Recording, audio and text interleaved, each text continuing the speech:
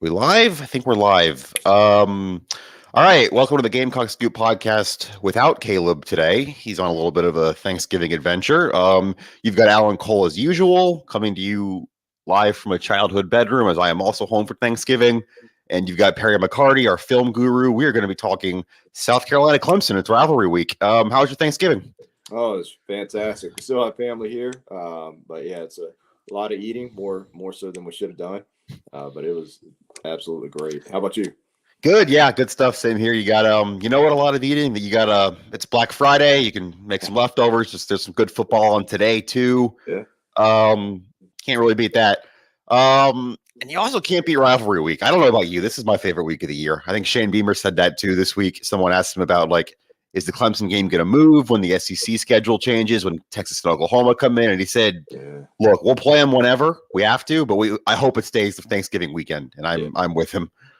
yeah, 100%. I hope it stays there as well. And I don't think there's any way we can drop them off the schedule by any stretch. I mean, that would be awful. But I think we may see that from some of our SEC counterparts. I hope not, but it's always possible. Yeah, I don't know. I just think I look at Oklahoma State. That's not going to be a thing anymore. Bedlam with Oklahoma moving. That sucks. It just does.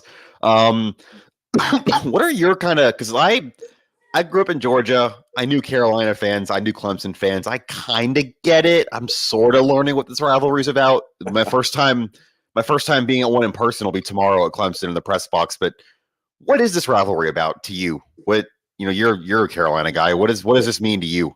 Yeah, so I grew up in Columbia, went to college in upstate, and it's always been a big time rivalry. Now, football always takes precedent, over every other sport that we have, but we still want to beat Clemson and everything.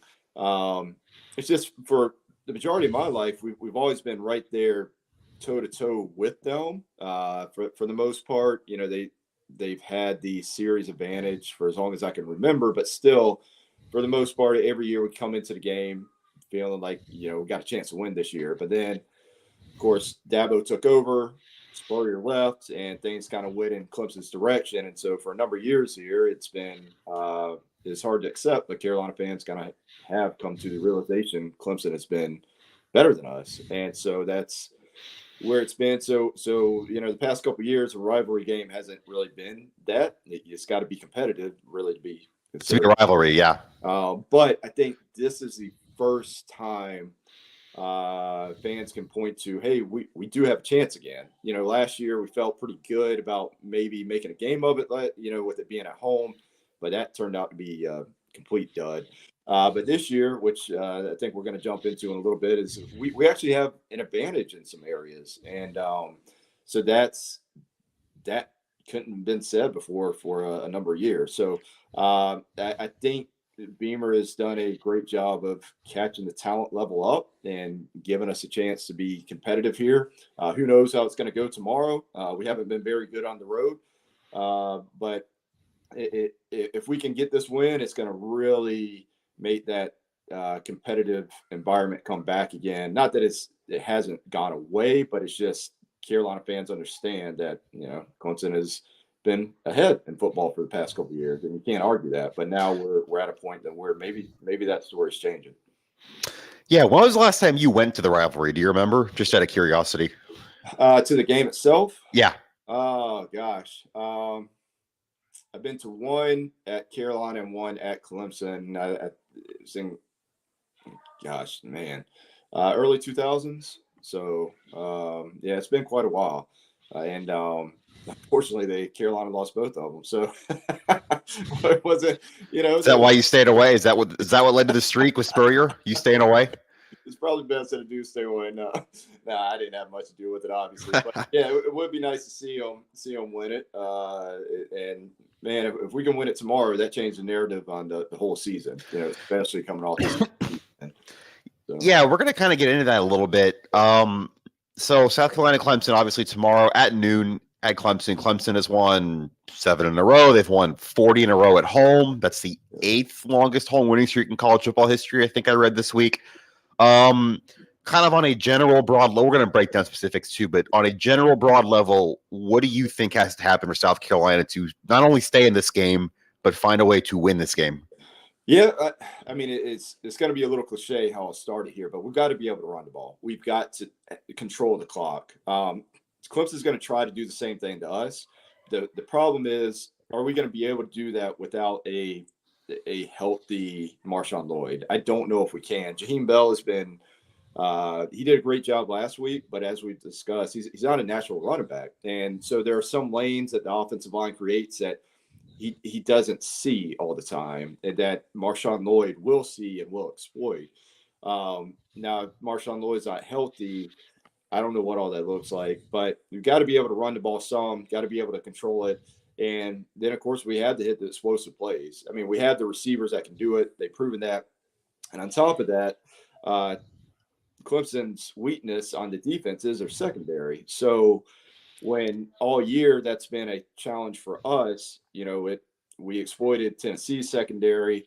Now, Clemson's secondary is better than Tennessee's, plus they're going to be able to get more pressure on us. But we still had the playmakers to make them pay at the times in the game. And not only that, Marcus Satterfield has to come out and call a great game again. And there wasn't a whole lot of different plays that I saw necessarily against Tennessee, but the rhythm in which he called them was phenomenal. And I don't know why that's been missing all year, but I think everyone's asking that. Yeah. I mean, but it's, I know there was some talk about maybe he wasn't the one calling the plays. I didn't ever think that. I thought that was dumb anyway. I mean, he's got a headset on, he's calling the play. Like, you got to give him the credit when he deserves it. Absolutely. But he was in a rhythm calling them. He was setting one play up for the next one. Of course, it helps when Rattler plays out of his mind. Yeah. But yeah, that's where we had to be in our defense. I mean, Clemson just ran the ball down our throats last year. I think maybe they threw it 19 times. It was 9 for 19 for DJ last year. Yeah. They didn't even have to throw it. I mean, we could not stop the run. So we had to do that this year. And we're much better equipped to do that, especially with the way Tonka Hemingway and Zach Pickens are playing right now. I mean, Tonka Hemingway's he's on a heater. Yeah. My goodness. Yeah. I mean, he had the one sack last week that killed a drive. There was a couple other plays. He was in the backfield. We're talking at the start of the year, like, all right, we know Zach Pickens is obviously the best player here. That's probably an NFL player one day. Who is the other defensive tackle? We're talking, is it going to be Alex Huntley? Is it going to be MJ Webb? Like, it's Tonka. Tonka's defensive tackle too right now. And he's definitely earned that. I think you kind of bring up an interesting point regarding Tennessee last week, and everything Clemson does defensively is better than what Tennessee does defensively, but it is kind of, I don't want to say structured the same, like schematically, but in terms of where the strengths and where the weaknesses are, Tennessee's defensive front it didn't look like it last week because they weren't blitzing that much, but it's good. They get after pressure. They get pressure. They get after the quarterback. Obviously, Clemson's defensive front goes without saying. It's incredible. Linebackers, kind of the same thing. I mean, Tennessee's linebackers had an awful night last week, but Clemson's linebackers are good. I mean, Barrett Carter is a stud. I mean, that's kind of the one that sticks out to me when I watch them. And their secondary struggle. Their corners have struggled. We saw Wake Forest throw the ball on them. Florida State got the ball down the field on them into the boundary. So it does kind of set up the way things set up last week a little bit, just in terms of where you might find some holes, where you might have to exploit things. But I'm kind of with you. It all has to start up front. Miles Murphy, Brian Bresee, KJ Henry, those guys can wreck a game. And if South Carolina's offensive line can't hold, I'm not even going to say hold the way they did last week, because that might be unrealistic against this defensive line, but hold well enough for Rattler to make some of these throws, it's just not going to matter. Yep. Yeah. I think one subtle change Carolina made last week along the offensive line is that left guard. I don't know if that's been brought up much this week. You can tell me. I mean, you've been at all the. Someone asked about it. I can't remember if they asked Beamer or if they asked Satterfield, but someone asked about it in the pressers about the left guard change. Yeah. So Ja'Kai Moore, who had been splitting time with Jalen Nichols at left tackle, put at left guard, and I think it made a big difference. I mean, because we know Jalen Nichols is a much better pass blocker than Ja'Kai Moore, but Ja'Kai Moore is a much better run blocker than Jalen Nichols at that left tackle spot. And then once Moore was moved inside, I mean, that was a noticeable push that we were able to get over there. And not to knock Vershawn Lee and Trey Jones, who've been playing there, because they've done a good job during that time too. But I thought it really gave us that extra something that we hadn't seen all year. Now, the only downside is I think both Vershawn Lee and Trey Jones pull better than Ja'Kai Moore. They seem to get around and know exactly where they're going. Ja'Kai Moore can get there, but there were a couple times, especially on those counter runs, that he missed the block and didn't quite get to where he needed to go. But I think a lot of that has to do with experience playing that position. But that really seemed to solidify what we had going on there. So I expect that'll be the same starting offensive line heading against Clemson. But of course, like we mentioned, they got a different challenge ahead of them this week. Yeah, it was Marcus Satterfield who was asked about that. He said they were just trying to get the best 5 out there, which again, that's cliche. You hear that a lot. They didn't even have the best 5 out there at all points because Eric Douglas got hurt in the third quarter and Hank Manos had to snap. I think that was 1 or 2 series. Yeah. Excuse me. But yeah, we've seen that a couple times this year. We've seen kind of Tyshawn Wanamaker and Dylan Wanham do a right tackle rotation too. I don't know if they've actually found their best 5, but it'd be hard to argue with what we saw last week as that 5. And I think you'd almost be crazy to change that at this point. I do think if Marshawn Lloyd plays, he's questionable right now. We'll see. About 24 hours exactly, we'll know if he gets off the bus. And you're going to run more of those kind of counter things. Maybe you do make the change back if Lloyd's there and that his skill set's kind of different. He's got that vision. He can hit those holes in the counter. Maybe you do, but that's contingent on other things, obviously. Yeah, I don't know. I mean, it's the zone runs, duo, what they typically been running with that all year seem to flow a little bit better with that offensive line combination. And it doesn't matter who's in there against Clemson. Clemson's going to be very well coached. They're going to be physical. They're going to win their share of one-on-one matchups. So our guys are just going to have they're going to have the best game of the year, no matter who's slotted in there, to be able to at bare minimum, we got to stalemate. So if we're getting pushed in the backfield, especially on run plays, it's going to be a long day. But I think this line is now playing with some confidence, and I expect them to hold their own. I would be disappointed if they didn't. I think you're going to see a lot more of the Nate Atkins pass protection stuff too. He was fantastic last week. Yeah. They did more of that. I don't remember what the snap count was. You posted that earlier this week on GamecockScoop.com, but Travion Kenyon played more last week, I think, than we've seen most of the year. Yeah. They were kind of doing different 12 personnel, 13 personnel kind of things. And maybe some of that's Jaheim Bell having to run the ball, so you're losing a tight end in blocking and passing when Bell's carrying the ball. But either way, you saw more tight end stuff, more tight end blocking last week than you have all year. Yeah, I think you almost need to against Clemson, because no disrespect to the running backs or whatever, because Juju McDowell threw a great block, I think, on the first Josh Van touchdown, but you're going to need more than 5 to block these guys, I think. Absolutely. Yeah, we typically run those 2 tight end sets, whether or not they're in line or they're off, just depends on what we're running. But it seemed to be that the packages and the personnel we use were about the least we've seen all year. It's more streamlined. It just seemed more cohesive. Not quite as many players playing, not as many different packages happening there.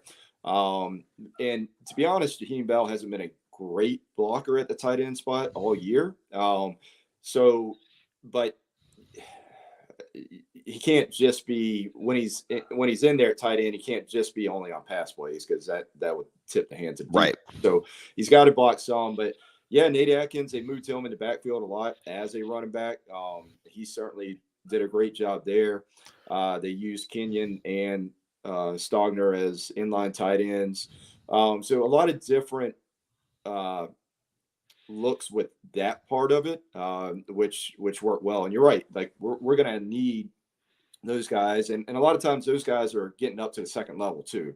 And so with the aggressive linebackers that Clemson has, we're going to need as much blocking as we can to run the ball. Yeah, and then let's kind of shift things to the other side for a second. Some areas you think South Carolina might, because I think it's pretty clear we agree and anybody that defensive line wise, Clemson's better, linebacker wise, Clemson's better. Like, where are some areas that you think? Because I got some ideas too, but where do you think South Carolina might actually have an edge in this game? What can they try to exploit? If South Carolina wins this game, it's because blank played well and took advantage of Clemson's blank. I guess is kind of how I would phrase that. Yeah, I think secondary we have the advantage, to be quite honest. We had two guys that are going to be drafted, Rush and Cam Smith. Marcellus Dial was picked on a lot by Tennessee, and he held his own. He played well, yeah.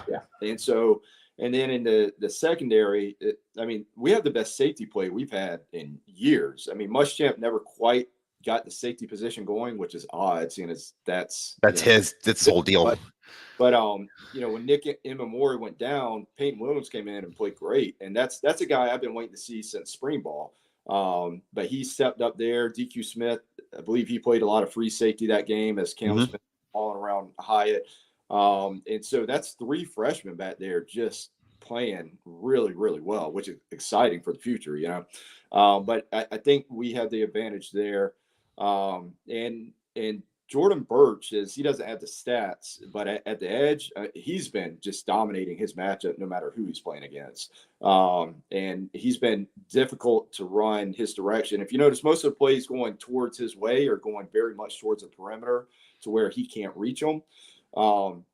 So I think he'll need to have a big game. And what I would love to see is get something out of that will linebacker position, because Green's played very well, but Brad Johnson and Debo have had their moments, but it just hasn't been, where we'd like to see it yet. And if they were going to do it, this would be the game. This is the week. Yeah, exactly. So, but yeah, it's going to take a combination. We've got to get pressure on Clemson when they do pass the ball. We can't just leave our guys covering all game long. But that's really where it's going to come in. But Clemson's going to try to, they're going to pull everything out. They know we're coming in with momentum. They're going to come at us. And then on the flip side, I actually like our receiving group better than Clemson's. I know that might be heresy to some people, but you look at what they've done, even with our struggles this year. Juice Wells has had a dynamite year. Jalen Brooks, when he's had opportunities, he's made a lot of explosive plays. So, and then, of course, Josh Van's coming along now. So if that group's playing with a lot of confidence, and give them just a little bit of space, and they can make things happen. So I think those are areas we have some advantage. And depending on what we get from Spencer Rattler, if we get the same quarterback we saw last week, now I bet him to put up those same type of numbers, but if he's throwing the ball like he did last week, my goodness, anything can happen, Well, that's kind of the whole thing. If Spencer Rattler's going to be out here completing 80% of his passes, throwing darts everywhere, he threw 2 balls away and there were 2 drops. So I think he threw 3 true incompletions the whole game last week. If he's going to be doing that, of course, anything's on the table. I want to go back to the corners for a second, because kind of the thing we heard all week from Beamer, we heard it from Clayton White on Wednesday. We talked to him that the whole plan last week was corners on an island. We need to stop the run. That's what Tennessee wants to get going. They're going to make their catches. Our corners can make tackles one-on-one. We're not going to get beat over the top. We're going to put Rush. We're going to put Dial. We're going to put Cam Smith on an island. They're going to win their battles. We're going to stop the run. And that's how you're not going to stop Tennessee's offense, but you're going to slow down Tennessee's offense. Yeah. And to give Clayton White, and I think Torian Gray deserves a ton of credit too, as we're talking about the secondary, but to give all those guys credit, that's exactly how it went. They made their catches. Hyatt made some. Tillman made some. There was, I think, really 2 coverage busts the whole game. There was a touchdown to Princeton Fant, and there was the ball that Joe Milton threw right at the end in garbage time. But who cares at that point? Yeah. No, the corners did everything they needed to do last week and more. Do you think, kind of, because Clemson does want to run the ball, Shipley, Maffa, that kind of thing, is that kind of what we're going to see this week? We're going to see more corners on an island, load the box, just trust them to win on the outside. Is that kind of the path to getting stops here, you think? Yeah, I think so. We can do that as long as we're healthy, right? But if we have either any one of those 3 corners go down, now we're, now we may struggle there. So that works as long as all those guys are healthy. We just don't have the depth right now for the guys to come in and play at the level that they probably need to. But yeah, Clemson's probably going to come out run a lot of 2 tight end, 3 tight end sets and try to ram it down our throats, which means that nickel is going to have to come down and play as a linebacker a lot. So if that's the case, I do kind of wonder if we use a third linebacker this game some. Maybe Bam Martin Scott sees some time there a little bit, moving DQ Smith back to free safety. I do wonder if we're going to tinker with some of that. I don't know. I think a lot of it's going to depend on the personnel that Clemson's using. And our guys did hold Tennessee. The funny thing is, it looks that defensive performance looks a lot better with the win. But they scored 38 points and had over 500 yards. Typically, that's a loss, and we're like, wow, our defense was rough, right? But because we won, looks a little bit better. But well, there's that, and there's also that Tennessee's been scoring, other than Georgia, been scoring 60 on everyone this year. So, like, I think I said this to Caleb with our last show. If you'd offered Tennessee scoring 38 before the game, especially if you told me Nick Eamon is going to miss 2.5 quarters with a targeting call, and a true freshman Peyton Williams is going to play in his place, I think you probably would have taken 38. You just never would have expected Rattler to, do what he did. But not at all. And quite frankly, I don't care how many yards we give up. It's yards ain't points. Clayton White said that all year to us. So it's just keeping them off the scoreboard. That's going to be the most important part. And then, of course, we haven't really talked about it yet. Special teams. I mean, if it comes down to special teams, we'll take that all day long. If it's a close game and it comes down to what the special teams is going to give us, and I'm feeling pretty good about that. It's actually a good point. Clemson's had 2 kicks blocked this year. One of those it was early against Notre Dame. They had a punt blocked, return for a touchdown that kind of set the tone of that game. That's their only loss this year. That's actually a really good point that Clemson's been, I don't want to say 2 all season makes them prone to kick blocks. It's not like they've had 10 of them blocked, but there have been ways to get at Clemson on special teams this year. And obviously, Pete Lembo's dialing up stuff. Do we think we see Kai Kroger throw another pass in this game? I wouldn't be surprised, to be quite honest. I don't think anything is going to be out of the playbook this game. I think everything we got, if it's appropriate, it's going to be thrown out there. I'm sure Beamer wants this game badly. And again, this game changes the narrative. I mean, in every possible way we can think of, recruiting, where we are as a program, everything. A win changes all of that. So I think he realizes that, and I expect us to see some things we hadn't seen all year, to take advantage of what is there, because Clemson doesn't give up a whole lot. But as we saw against Notre Dame, the ball bounces the right way, then we can really have some success. Yeah, I think the Notre Dame game is one you bring up, obviously, because they lost that game. And I think that's kind of where game script comes in, too. They fell behind, I think it was 28-0 in that game, but it was 14 at halftime, I'm pretty sure. Yeah. And that's kind of the whole – I feel like we said that a lot this year, right? We talked about it with the Georgia State game. we talked about it with the Kentucky game, with Chris Rodriguez, the A&M game with Devin Achane. You get ahead of these teams that run the ball. You kind of take running out. And not to say that DJ can't beat you. I mean, I think the Wake Forest game was probably a career game for DJ, and that was one where they needed to score 50 to win, double overtime.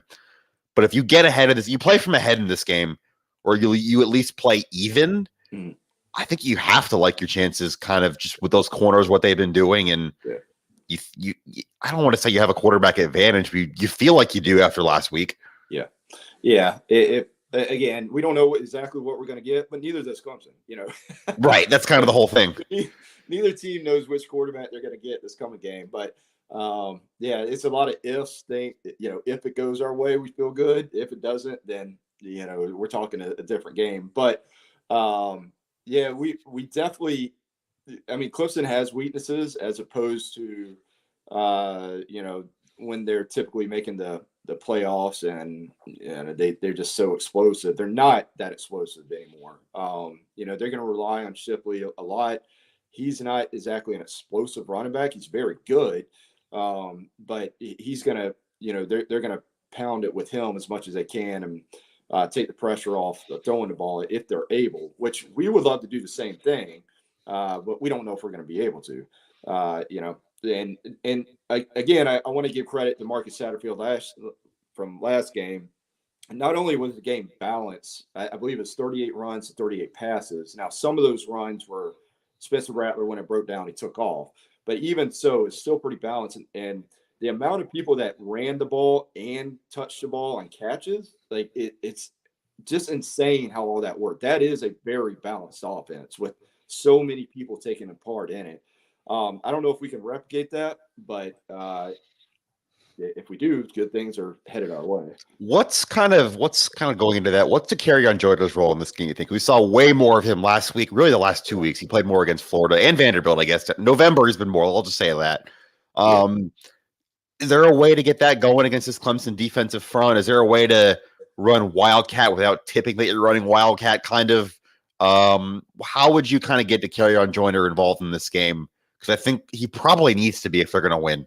Yeah, he's got to. It's got to be from the quarterback position.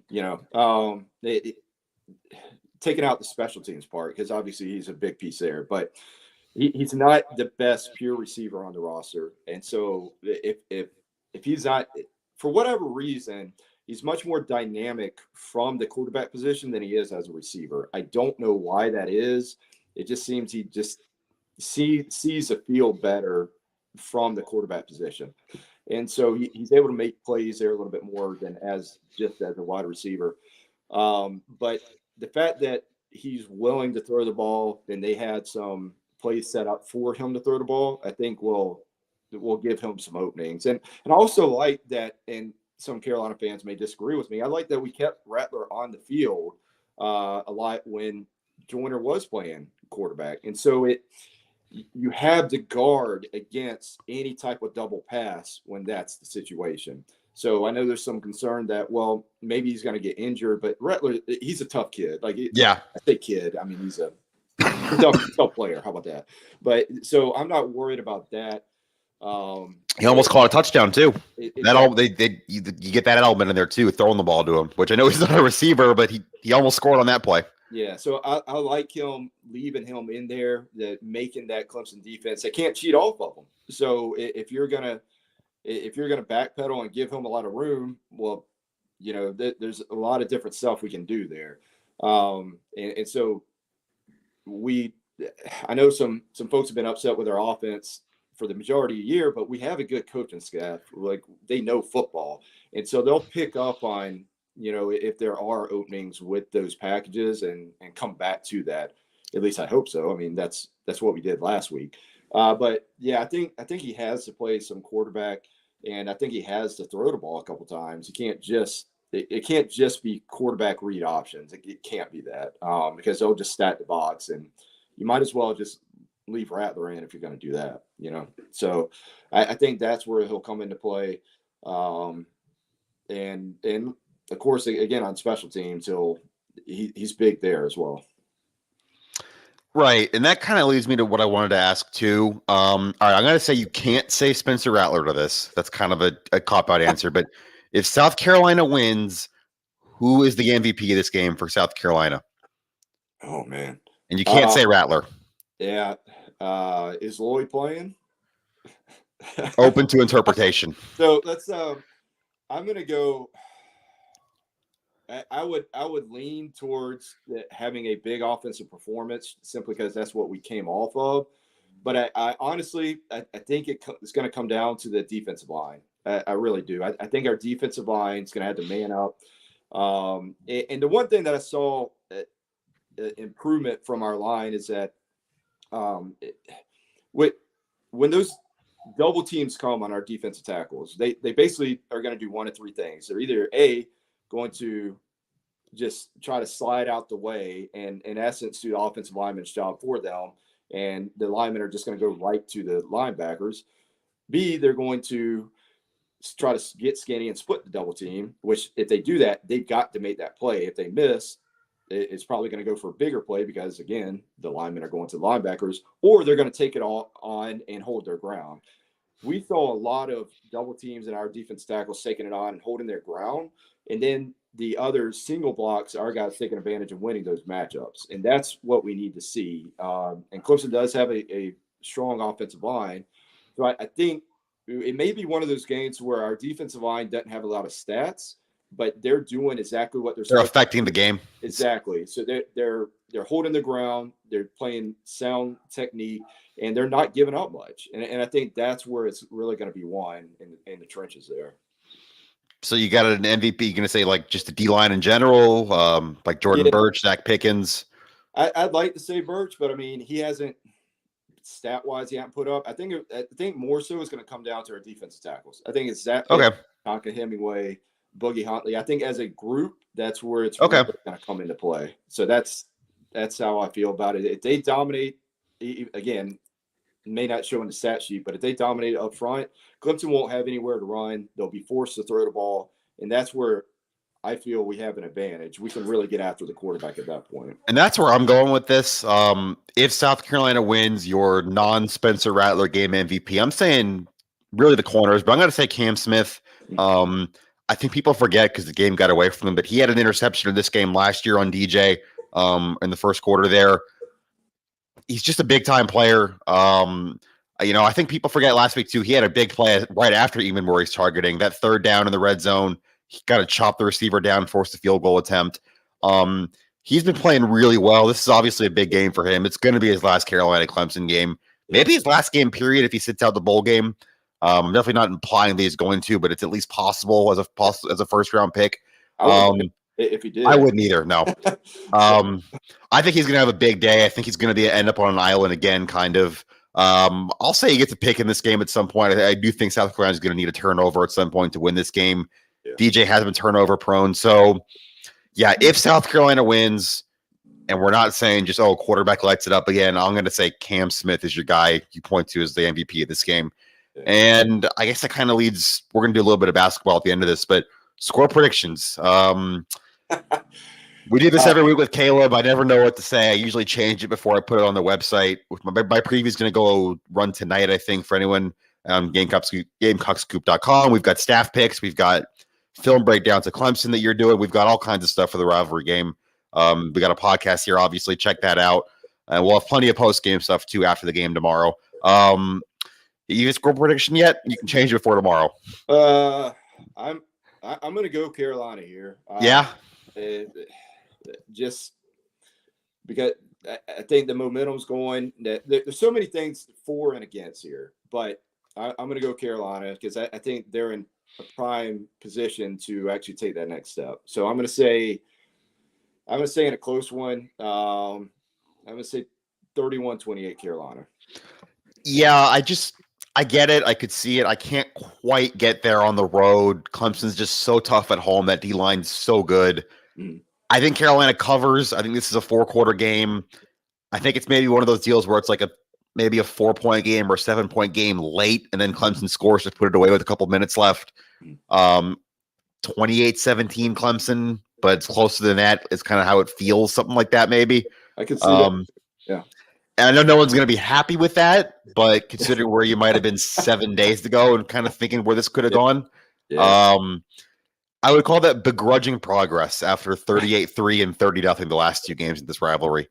The one thing we didn't touch on that I think is also extremely important in a game like this is field position. Yes. I think that is going to be extremely important. Where are we starting drives at versus where Clemson starting drives at? So if we're pinning them deep every single drive, like great. If it's flipped and we're having to drive the whole field every single drive, I mean, it's not anybody that way. So I think that's a big, and that I guess you call that the hidden yardage, but that's a big one that I think game MVP Kai Kroger. Is that where you're going with this? You going to change your pick? I still think it comes down to no, I'm just messing with you, man. But he could be, and I wouldn't be surprised either. So because if there's something to be exploited there, you can bet they're going to at least take a shot and try to exploit it. Yeah, for sure. And it's just tough. You said against any defense, but it's really hard to imagine, the 12-play, 90-yard drive kind of thing against this Clemson defense. Yeah. And that's where you have to hit explosive plays too, because it's just so hard to dink and dunk against a defensive line this good to hold up. And you're going to lose some of those pass protection battles. You just are. They're too good. They're too talented. There's probably 2 top 10 picks in that D line with Brissy and Murphy. Yeah. So you got to hit explosive plays, and you got to find a way to not have to win 10 or 12 plays on a drive. We're going to do a little bit of basketball here to close. I know that's probably not what you guys want to talk about in rivalry week. Men's basketball is 2-3 right now, coming off the Charleston Classic. They are hosting USC Upstate today at 4 o'clock at Colonial Life Arena. What are you kind of looking for here to get them back on track here, kind of as they finish? No, I guess not finish. There's a month to go in it, but continue in non-conference play.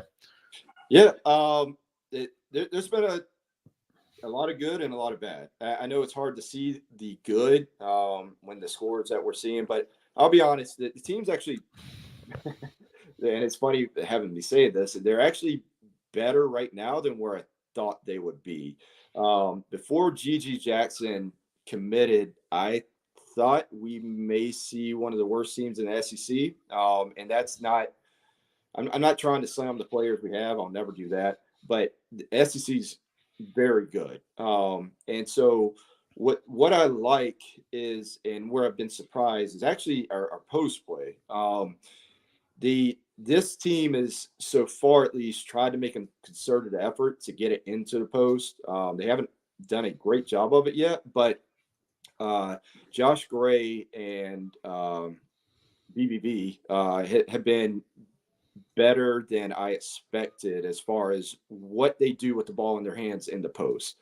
And so I didn't see what Verdant did, any of that at Illinois when he played there. Now, granted, he didn't play a whole lot. He's behind Kofi. I mean, he's been much more aggressive here, and I think that's really where the strength of this team is going to be outside of GG Jackson. The guard play is what's carrying us or hindering us right now. But I think if this team has any hope, that post play is going to have to be a big part of it. I also think GG Jackson needs to see he needs to touch ball every time down four. He needs to be played in the high post as far as I'm concerned. Play through him. Let him touch it every time. Use him as much as you possibly can, because chances are he's one and done. I think the team knows that. I think everybody knows that. He's already the most skilled player on the team with the highest ceiling. So get everything you can out of him.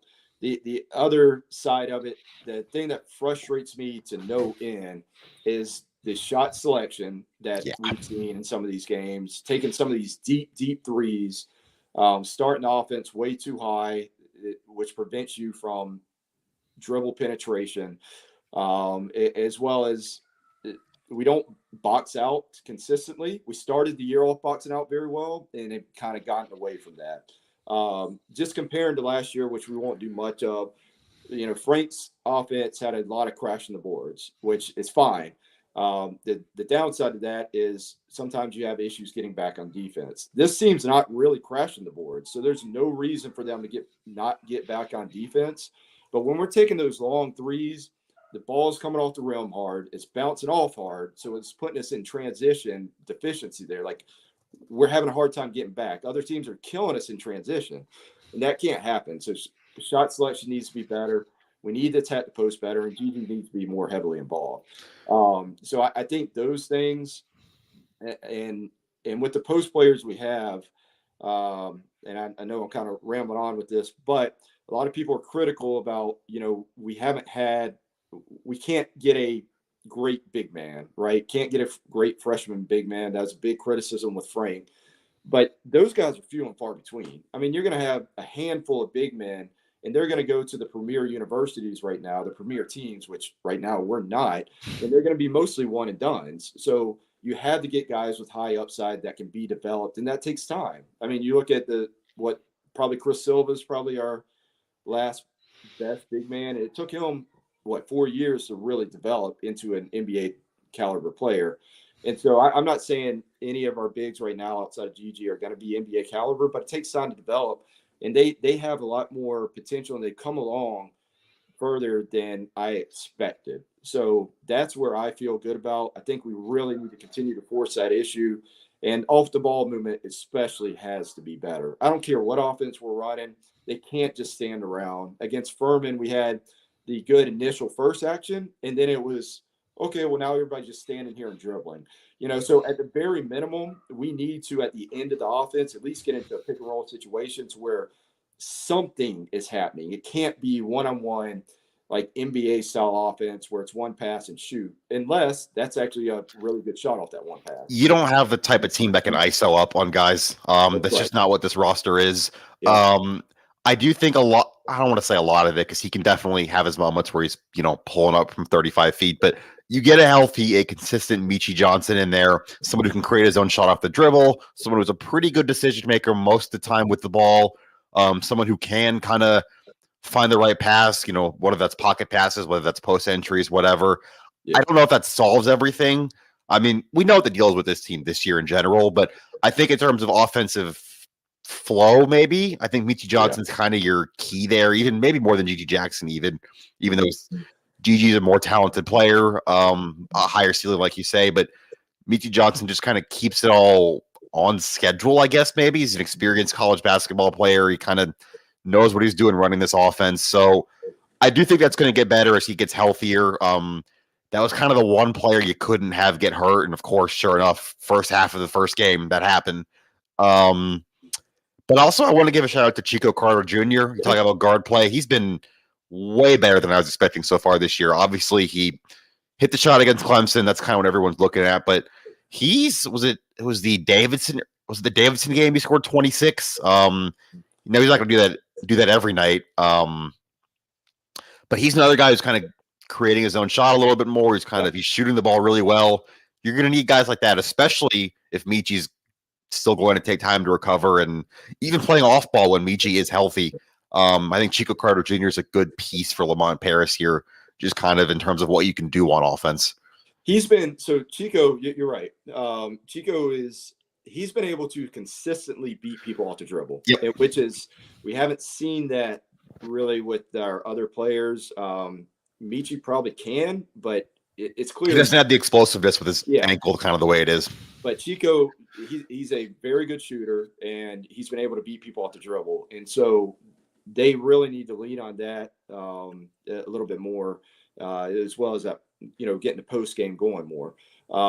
And so he's been much more aggressive than what we saw last year. Now, he played in spurts last year. I think his defense is what kept him off the floor last year. But he seems to be doing what Paris is asking him to do this year, and a lot of these guys are. This team struggled, when we played Colorado State, right? Yeah, that was the first game in Charleston. Yeah, and they run a version of that Princeton offense. They have other elements in it, and we really, really struggle with that guarding off the ball movement.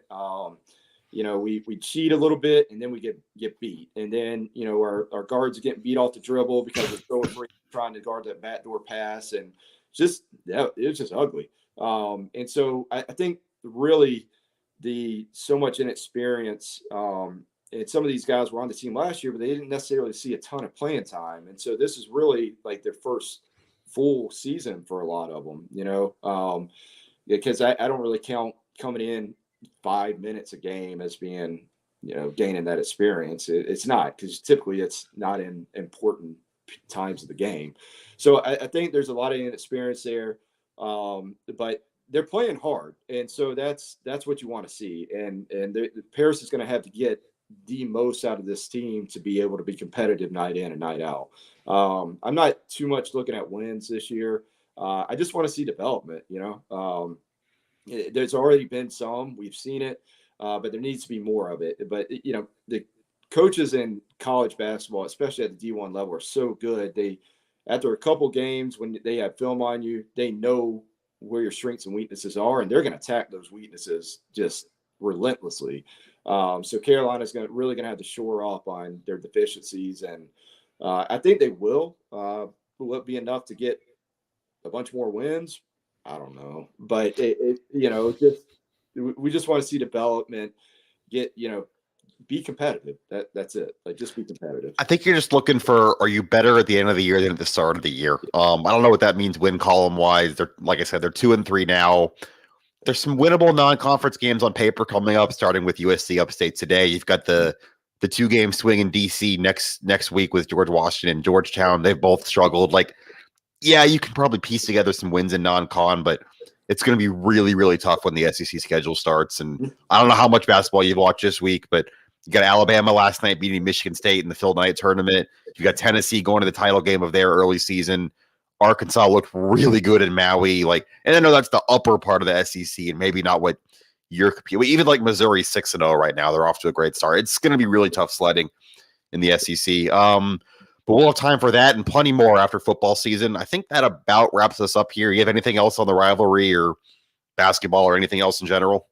No, I mean, I hope we're all feeling good after after the game Saturday. I mean, I'll certainly be watching the basketball game today. I'm looking forward to that. Hopefully, we see some improvement there, which I expect we will. But I don't think it's going to be an easy game for us. Upstate they have some pretty good players too. They're young, but they have some size. They got some guys that can score. So. Be looking forward to that, and then of course tomorrow is a big day, and so many great games tomorrow. So, if you love college football, you got a bunch of them on today, you got a bunch of them on tomorrow, and hopefully we're feeling pretty good tomorrow night. It's the best weekend of the year on the college football schedule. It's not even close. I can't wait. It's going to be awesome tomorrow. That is it for the Gamecock Scoop podcast, the official podcast of Gamecock Scoop on the Rivals Network. I've been Alan Cole. This is Perry McCarty. Check out the website, GamecockScoop.com. We've got coverage of everything this week. Men's basketball, women's basketball, which you haven't mentioned, but they're playing again. They're back at home on Sunday. Obviously, the rivalry game. Stay up today with everything there. We'll see you guys for a post-game podcast, probably with Caleb back maybe Monday. We'll figure it out. Take care, y'all.